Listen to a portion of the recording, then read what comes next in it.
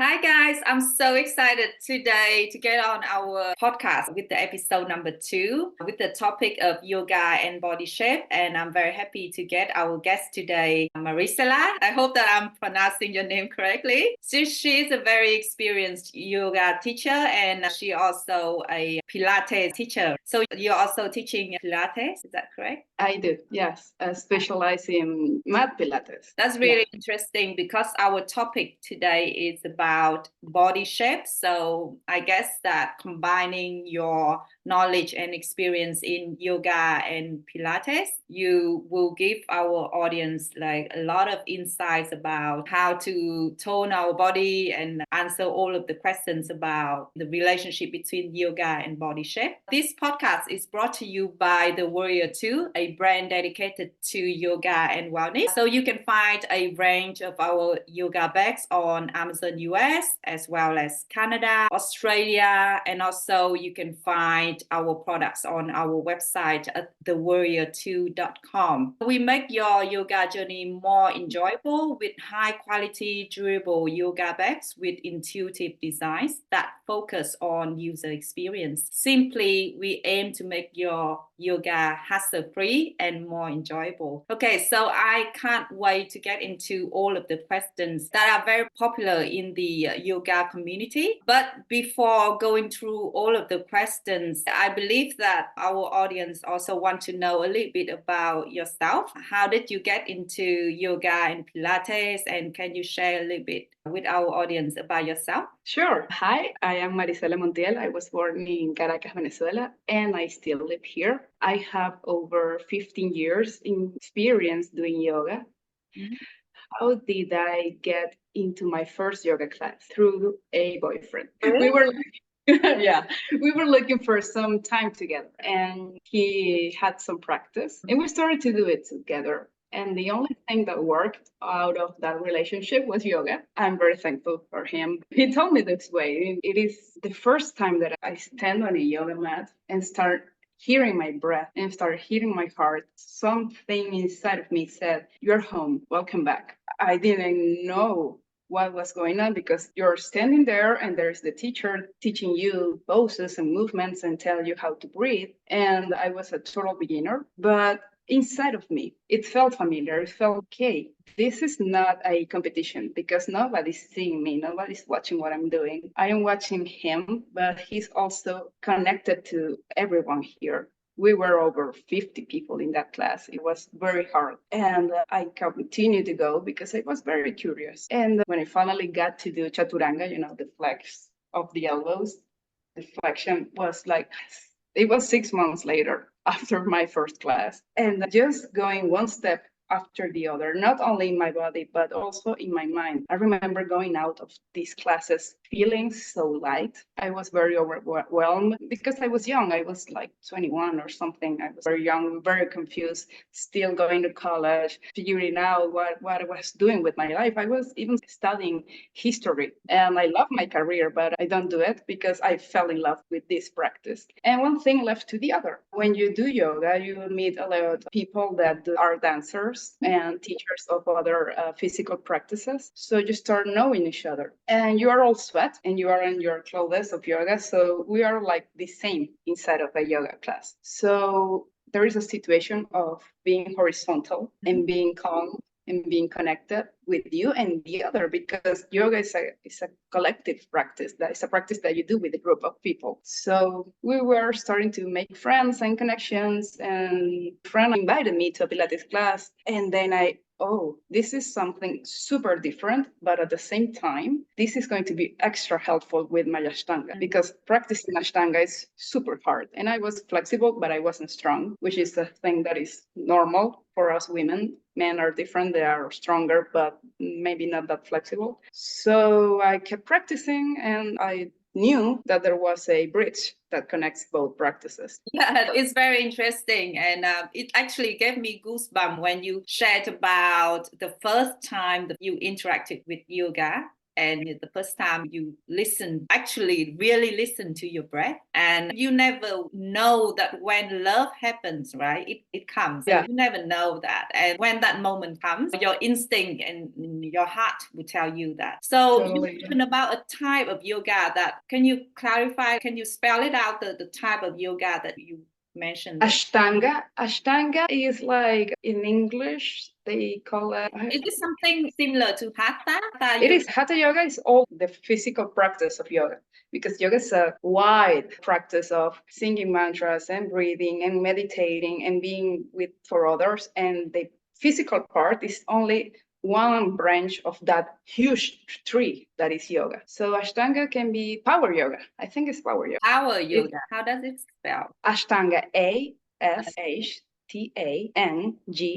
Ashtanga. Okay. So just to make it clear for our audience to really understand what it is about, it's really interesting. So in other words, it's like power yoga, right? It is power yoga. Yes. Yeah, it's very interesting to know that how you got into yoga like 15 years ago. Time flies. Yeah. And one of the most popular questions that people have about yoga, and who also have the concern or the goal of getting their bodies into shape. So the question is, can you get into shape from yoga? That is a question, and we would like to know your opinion. The answer is yes, totally. Especially with practices that are more cardio than others. For example, yin yoga, which is amazing, is so beautiful. It's a kind of hatha yoga or physical yoga that is very slow, very smooth, very kind to your body. You can spend, I don't know, minutes in one single pose. You're surrounded by pillows,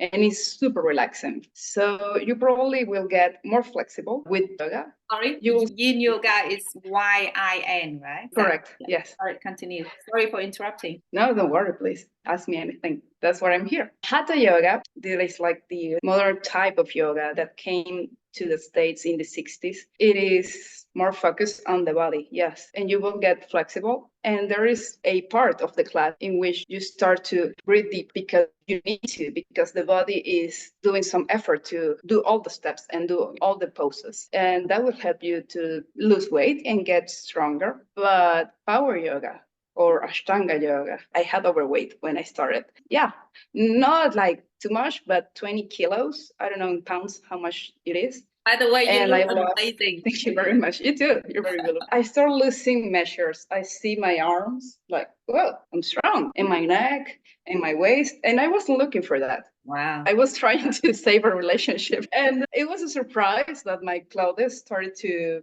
fit better or maybe bigger than my body was. So I was, oh, this is awesome. Yes.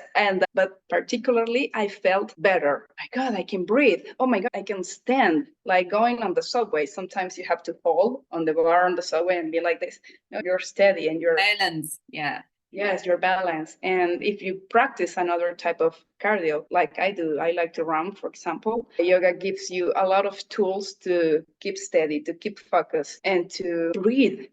It's so important to breathe. So if you breathe better, you will be better at another type of physical practices. So the answer is absolutely yes. You can get into the better shape, better in commas, doing yoga. Of course, that you have to do it with a balance eating, and everybody is different, of course, but in my case it was useful for that. Yeah, it's awesome to know that, and especially not only from yourself as a professional, you have knowledge and expertise in this, but also like from your own experience as well. A small question is that how often back then you practice yoga and that led to some changes in your body, like you noticed that, okay, you starting to get in shape. So how often, the frequency of practicing? Yeah. I was a university student, so I had a lot of time. I started to go 2 times a week, and I ended going 5 times a week. Okay. Like 1 hour and a half. But I have students that are in their 40s, 50s, 60s that do yoga once or twice a week. And they start noticing the changes in their body, maybe not as quick, But totally, there is a good thing about yoga, which I like, that it works the muscles in a way that you get stronger, but also lean, like elegant. There is you have seen this in commas. Well, I hate this phrase, but it happens. Like everybody is a yoga body. But in some ways, in some bodies, that start to happen. I have seen it in all. I have a person who is in their 40s and he's overweight, but I have seen the shapes of his arms and the legs, and I've seen the changes. We have been working together for 8 months around, and I've seen it like, okay, this works in this position, this working in this direction. It's amazing. Yeah, we got the answer now. Even like people in middle age, in their 40s, even 60, and they only do just 2 times a week of yoga, they can also notice the change in their bodies. You mentioned that it doesn't happen fast, but with that frequency, like around after how many months they can notice that? That will depend on your eating, that will depend on your habits, that will depend on your amount of stress, because stress hormones avoid us to get into the shape that we want. So if the person is working too hard, if the person doesn't sleep good, if the person is not taking water enough, if the person has a physical condition like diabetes or something similar, it may be more difficult. So it will depend. But I will say 3 months to start. Like the first changes, you can see the little changes that we only see. We alone, oh, I see this. I feel this in the shower. Oh, this is different. 3 months, and then where you can start to notice it after 6 months. Yeah, that's great. I will say, but again, that will depend. Yeah, it depends. Yeah, so that leads to our second question that many people ask. What happens after 3 months of yoga? For example, if you do 3 times of yoga per week and around 1 hour per session. So through what you have shared, I think that we already got the answer. Like you just mentioned, even somebody just needs to do around 2 times a week. And after 3 to 6 months, he or she can notice some changes in their body. So this is what people usually ask. What happens after 3 months of yoga? Yeah. For example, if you do 3 times a week. Surely you will start to breathe better. You will have a better position. You will feel more capable to speak because you will breathe better. You will feel capable to sleep better because you breathe better. Yeah. You probably will feel more elastic and you will probably feel a little bit more relaxed. That's amazing. Yeah. Sleep also connects to everything in our life. If we don't sleep well, it will affect our other aspects in life. So yoga helps us like breathe better. And then from breathing properly, it will lead to other benefits. Of course, when you feel more relaxed, you can sleep better, right? Totally. Yeah, so it's really like a domino effect. A good domino effect. Yeah, totally. Yeah, of yoga. So another similar question people ask, how quickly does yoga change your body? On this topic, through the number of scenarios that we just discussed about, I think that to this point, we all have the answer that you don't even have to do every day, like 5 days a week yoga, but just 2 times a week. And if you do it like consistently enough for 3 months, 4 months, you will notice straight away the better change in our body shape, the muscle. As Marisela has shared, is that it tones our muscle and make our muscle like leaner. Is that what you said? Yeah, that's what I said. Yes, totally. So actually, it doesn't take long at all for yoga to have some good impact on our body. As people normally think that, oh, it takes time, it's slow, it's not cardio, we don't do weightlifting or we don't run. But to what Marisela has shared with us, like actually yoga can have impact on our body shape pretty quickly if we do it consistently. Yeah. And okay, so another question that people also ask, what happens if somebody does yoga every day for a month? Let's go to another extreme level, like you do it every day, like 7 days a week. That's such an interesting question. You will probably start to notice that the practice and the poses start to feel not only in the physical body, but in your mind and in your, if you believe it, if you believe in that, I believe, in your soul, something starts to happen. There are some poses that work the fear. So you may feel uncomfortable doing those poses, uncomfortable to breathe, even though your lungs are totally free to do it. You're not holding anything, you're not attached to anything that doesn't allow you to breathe, but still you feel like you cannot, especially all the folding forward poses. And if you start to do yoga every single day, you will probably start feeling that your life is more easy to live. I will dare to say that. It's tiny, it's subtle, it's not a big, absolutely change, it's not a magic wand. But in my case, and I have seen it in my students, that they start to feel more happy about life, more positive about the idea of living, more positive about confronting their own problems. So you will start to build your own sadhana. Sadhana is the Sanskrit word. In yoga, we say a lot of things in Sanskrit, which is the ancient language from India, which is the country where yoga was born. And sadhana means your own practice. I have my first teacher, I love him. He's always said to us, there are as many kinds of yoga as practitioners of yoga in the world. So if you do a class with a teacher, you will probably start doing the class, of course, but your own class at the same time, your own modifications, your own way to breathe here, maybe slower, maybe you can take a little more time into that pose, or maybe you will do it faster than the teacher, but still going with the flow of the class. Or maybe you will start to build your sadhana in your house or in the park, doing it by yourself. And that is absolutely beautiful because you will own your practice. Maybe you can start. That's something that I always say to my students, especially when we have been working for months. I said, listen to my voice, listening to my voice in your mind, and do it as you want to do it. Do it as you will to do it. Stay in that pose as much time as you need to and want to. And especially after the class is done, I ask them, if you think that you need to do something else, you're free to do it because it is your practice. And if you need to do something outside the yoga mat that is similar to yoga, do it again. Meaning that in yoga, we are balancing our bodies. And it is normal to fall down. For example, if you're standing on one foot for 10, 20 breathings, you will fall or not. But probably, especially start the practice, you will fall. What happens if you fall? Absolutely nothing. You will do it again. And maybe it doesn't happen that day. Maybe it will happen the next week. And that is fine. And that is exactly the same thing that we need to do outside of our yoga mats. If you fall, symbolically speaking, like I made a mistake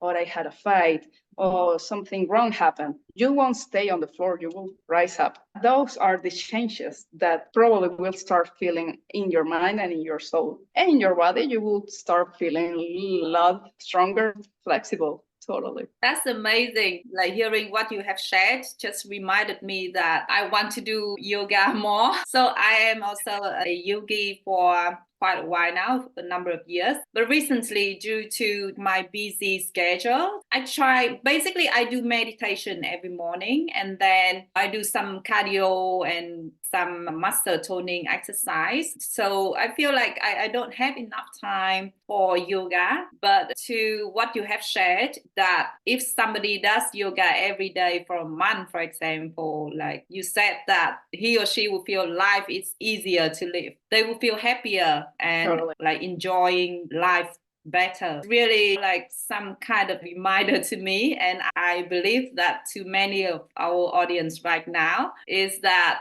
probably spend a little bit more time with yoga. Of course, we are always busy. We are feeling like always in lack of time. But if we spend time meaningfully and for the quality activities like yoga, it will make our life much better and better quality. So so maybe one day you would teach me yoga and we would I would love to, yes. And record it and share live with the audience so they can join us as well. So I would love that. I thought of that. I really love to do that. And talking about time, you can do yoga 5 minutes every single day. Sitting down and meditate is yoga. Singing a mantra that you like is yoga. Breathing and a breathing exercise, some pranayama, it is yoga. Doing one single sun salutation, the most simple one, it is yoga. Yes. So you have time. Yeah, definitely. You have 2 minutes, 5 minutes a day. You do your practice, you're doing yoga. Yes, we always have time. Totally agree. Time is about what we do in a minute of time. If we can spend like 15 minutes on social media very quickly, right? Whereas we can spend that 10 or 15 minutes on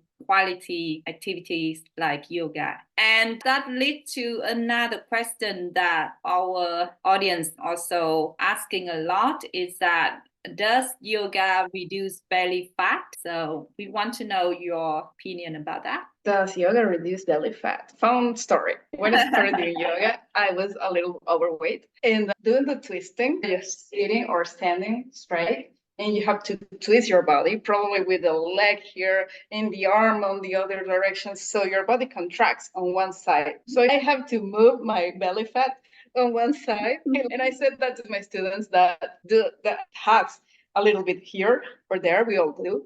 Just grab it and move it. Works, like the fat is moving. But what I will say, what I will recommend is to do a type of yoga that is more cardio, like power yoga or Ashtanga yoga or Vinyasa flow yoga, that you know that you are moving a lot. Because other types of yoga can help, but if you want to reduce it, like straight, like right now, do a type of yoga that is more power. So that is very interesting. So we just mentioned about yin yoga. As far as I know, yin yoga is more of like you stay in a position for even 5 minutes or two, like that kind of length. At the same time, you mentioned like power yoga, flow yoga, that may have better impact on our belly toning. So can you share a little bit specifically what types of yoga that can help us reduce belly fat better than some other types, such as I believe that yin yoga is not something, of course, any kind of yoga is good, but I'm not sure yin yoga is something that can help us reduce belly fat faster than other types of yoga. So can you share a little bit more about that? There is a kind of yoga that you do on a hot room. They call it hot yoga. And I don't need it because I live in Venezuela and every single yoga room is a hot yoga room. But I know that there's a type of sauna in which you do the practice and you sweat a lot and you move a lot. So hot yoga can be a good practice to help you reduce belly fat. Power, vinyasa, flow yoga, all those type of yoga in which you don't stay too much on one single position are good yogas to reduce belly fat totally.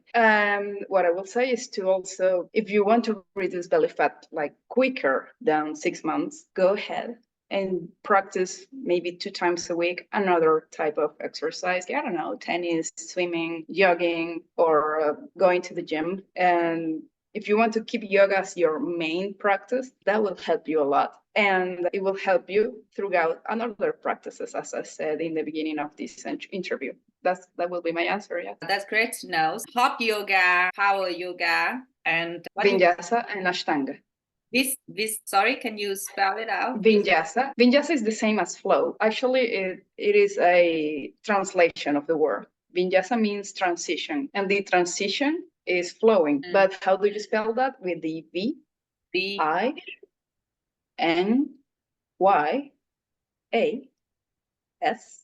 Yes, sir. And Yastanga as well, right? Is that yes, Ashtanga is super cardio. We will go to the last question today. People have been wondering about which should they choose, yoga or Pilates? Which one is better? So can you help clear out all of this unsure in the people's mind? Yes, please let us know. What do you think about this? That's a great question because the answer is none. Which one is good, better? No, both of those practices are incredibly good, at least for me. I have that kind of personality. I like to stretch. I like to be barefooted. I like to sit and breathe. But I have known a lot of people that doesn't like that. So they prefer Pilates because they have a structure, even though yoga is very structured too. They have a structure, and sometimes there are a lot of prejudice around yoga. Oh, that is too spiritual for me. Oh, that is against my religion. And it's not against any religion, of course. And if you want to, you can choose a non-religious yoga practice and just be benefit out of the physical part, and that's it. What happens with yoga? This is my opinion, can be a little bit polemic. When I started, my body presents extra, I am super flexible in my hips articulations, my shoulders articulations. That happens a lot with women. So it was easy for me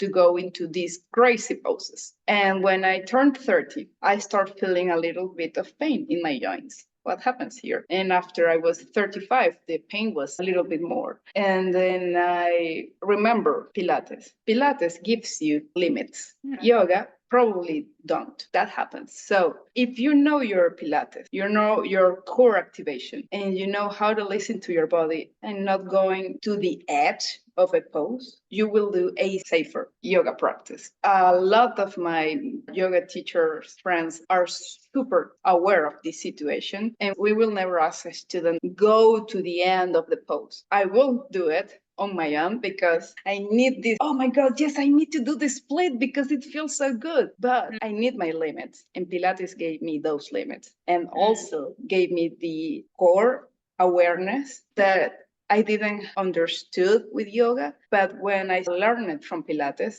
that is for me was easier to learn. I understood the activation of the bandhas, which is exactly the same, but it's called bandha in yoga. Oh, this is a band activation. The core activation is almost the same. So it was easier for me to do crazy poses, but safely. If you want to get better at yoga, do Pilates. And if you want to get better in Pilates, do yoga. That's what I will say. It's amazing. Like two of them can be complementary to each other. And because they probably physically somehow share some similar aspects in Pilates and yoga. I don't know a lot about yoga and Pilates as you do, but I believe so because I practice both of them. Yes, it is a great answer to let our audience know that none of them is better than the other, but they are complementary. And if you want to get in shape quicker, reduce weight or reduce belly fat, you can actually do yoga and Pilates together. So that probably will help you achieve your weight loss goal faster. Do you agree with me, Marisela? I totally agree with you. And that will depend also on your personality. It's like you want to go straight to the practice, just go and do Pilates. It will help you lose weight, lose belly fat, get you stronger, and get you flexible. Same thing as yoga. Pilates and yoga are not the same, but they have almost the same benefits. I will say that. Yes. And some practice will help the other and vice versa. Yes. That's amazing to know. Okay, thank you so much for your sharing, and so happy to have you on our episode number 2 today. So in Venezuela now is summer, right? Is that summer? We're about to go into winter. We have 2 seasons. Oh, really? Yeah, but winter is rain. It's not cold. Oh, really? So Australia, we also going to the winter now. It's very cold here. Yes, because you're in the south. No, I'm in the equator. Winter is raining a lot, or summer, which is hot, and that's it. So basically, you have 2 seasons, like dry and rain season. Yes, right? But we still call it winter or summer. That's really interesting. Yeah, thank you, Marisela, for sharing your knowledge and your own story, personal story, how you got into yoga that inspires our listeners, our audience to probably think about yoga and practice yoga more, because it's a really quality activity that we can have for our life. Thank you so much, and I hope that we will have you again soon on our podcast, and I hope that one day soon, I think that you will teach us yoga live. I would love to. Yes. Yeah, I will do with you and share it with our audience. That will be fun. That will be my honor. Yeah. Thank you for your time, and have a good night. Have a great night. You too. Oh, great day. You live in the future. Yeah, we're just starting the day. Let me know what happens, okay? I will be aware in the future. Yeah, thank you. Amazing to talk to you. Goodbye.